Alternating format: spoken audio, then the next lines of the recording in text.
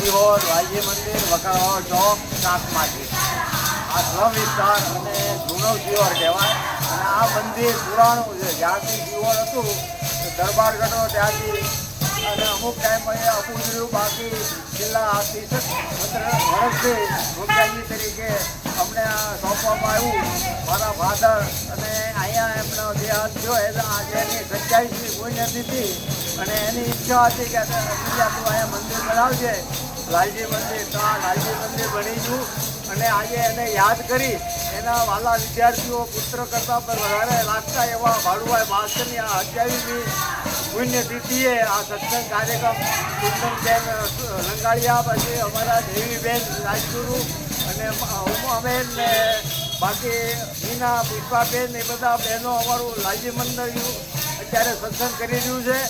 સૌનું કલ્યાણ થાય અને બધાનો શાંતિથી આ પવિત્ર શ્રાવણ માસ અને આજે શ્રાવણ મહિનાના અંતર્ગત કાયમી હિંડોળા ચાલુ રહેશે। આ આખો મહિનાથી ચાલુ છે અને અને યોગાનો યોગ શ્રાવણ સુદ છઠ હોય છે તો છેલ્લા જ્યારથી ગુજરી જાય ત્યારથી અમે અહીંયા એના નામથી સત્સંગ કરીએ છીએ. બાકી 5 થી 7 અહીંયા સત્સંગ હોય છે. બધાને ભાવભીનું આમંત્રણ છે. ધાર્મિક બહેનો, માતાઓ અને દીકરીઓ વધારે.